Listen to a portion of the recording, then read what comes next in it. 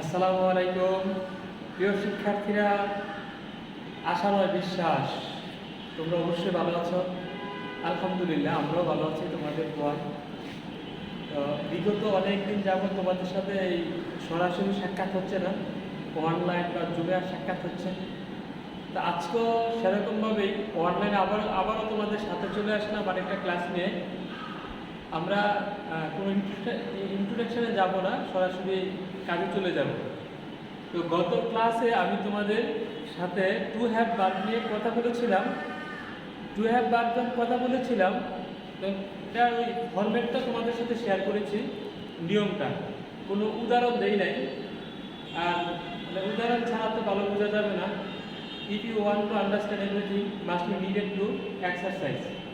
So I also discuss with you about the part of to have verb with exercise. Start now. Dear students, আমি তোমাদের বাংলা থেকে কিভাবে ইংরেজি করতে হয় তাও আলোচনা করবো সাথে সাথে, এবং এটা নেগেটিভটা দেখিয়ে দেবো।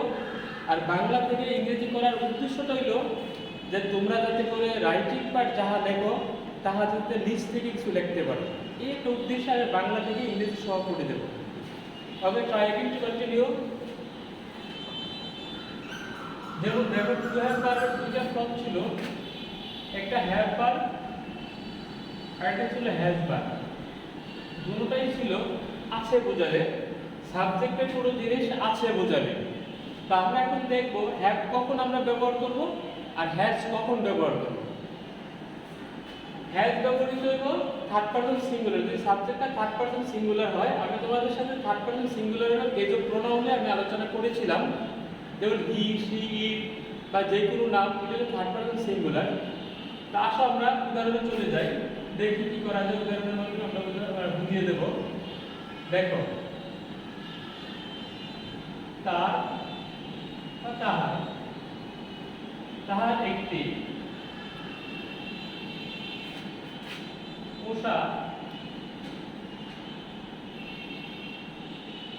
বিড়াল আছে।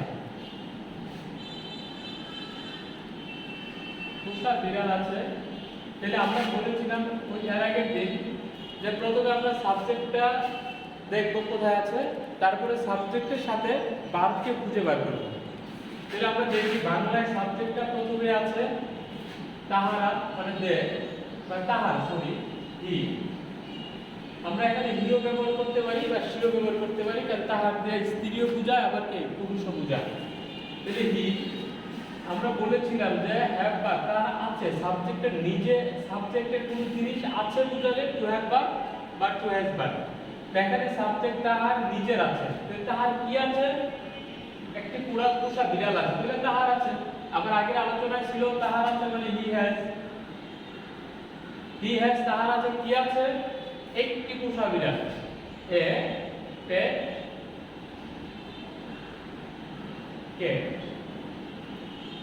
তাহলে দেখো আমরা মিলিয়ে দিই, তাহার সাবজেক্ট আমরা পেয়েছি, ভার্ব সবার শেষে আছে আছে, তাহলে হি হ্যাজ সাবজেক্ট ভার্ব পুরোটাই পেয়েছি। তাহলে একটি পোষা বিড়াল, তার মানে অবজেক্ট কি পেয়েছি? এ পেট ক্যাট। তাহলে আসলে আমরা এটা অ্যাফার্মেটিভ করে নিলাম, অ্যাফার্মেটিভ। এখন যদি আমরা এটা নেগেটিভ করতে যাই, তাহলে নেগেটিভে কি হচ্ছে? নাম্বার 2, তাহার তাহার পোষা বিড়াল নেই, পোষা বিড়াল নেই।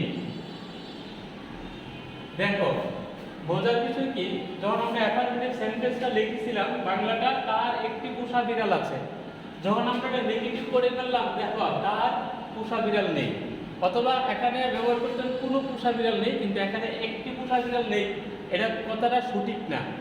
সুতরাং কিন্তু আমরা যখন ব্যবহার করব, ব্যবহারের সময় ইংরেজি যখন আমরা ব্যবহার করব, ইংরেজি যখন আমরা ইউজ করব, তখন কিন্তু আমরা এ ব্যবহার করতে হবে। তা আমাদের বুঝে নিতে হবে বাংলা ভাষাটা আর ইংরেজি ভাষার একটু পার্থক্য আছে।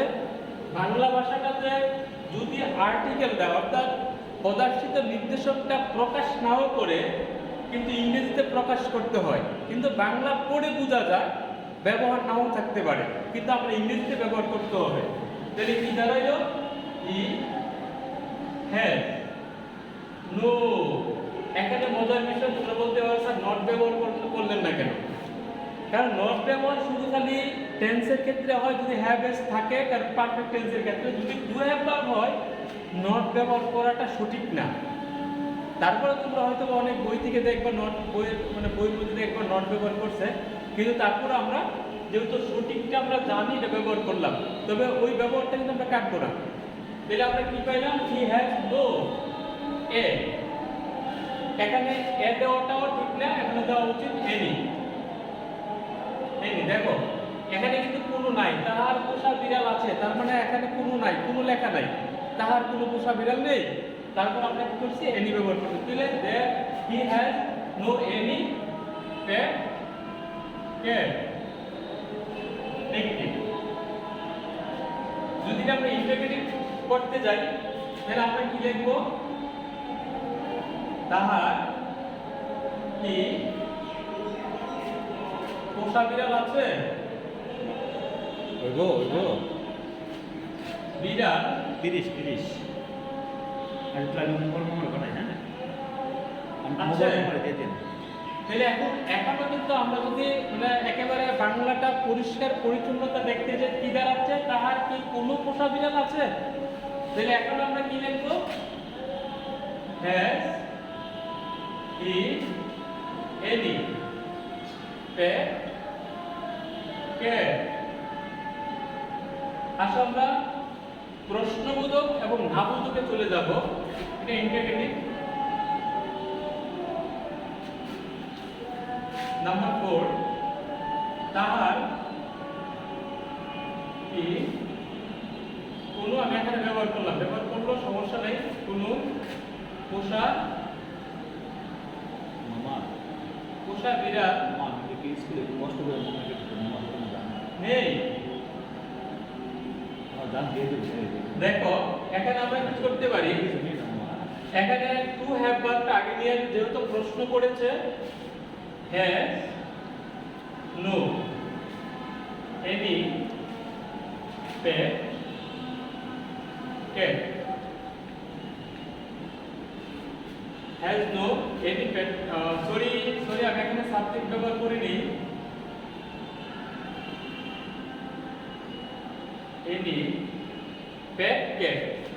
এখানে যদি দেখো আমরা আবারও বলে দিচ্ছি তাহার পোষা বিড়াল নেই, তাহার কোনো পোষা বিড়াল নেই। এই জায়গায় কিন্তু কোনোটা প্রকাশ পায় বাংলা, কোনো পোষা বিড়াল নেই।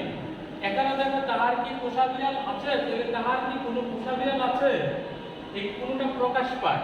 লেখা না থাকলেও তোমরা বুঝে নিবা, লেখা থাকলে তো ভালো। আমি লিখেও দিলাম, তা আশা করি ইনশাল্লাহ বুঝছো।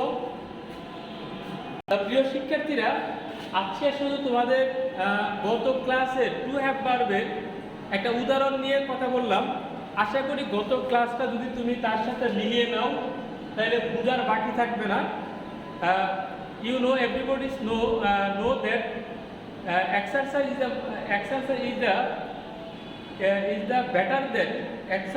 the better than rule. So আমি গত ক্লাসে রোল দিছি, আর এই ক্লাসে তোমাদের সাথে এক্সারসাইজটা ক্লিয়ার করছি। তো আশা করি ইনশাল্লাহ ভালো পারবা, এক্সারসাইজ করবা এবং পরবর্তীতে আবারও তোমাদের সাথে কথা হবে। এই বলে বিদায় নিচ্ছি। আল্লাহ হাফেজ, ভালো থাকো সবাই।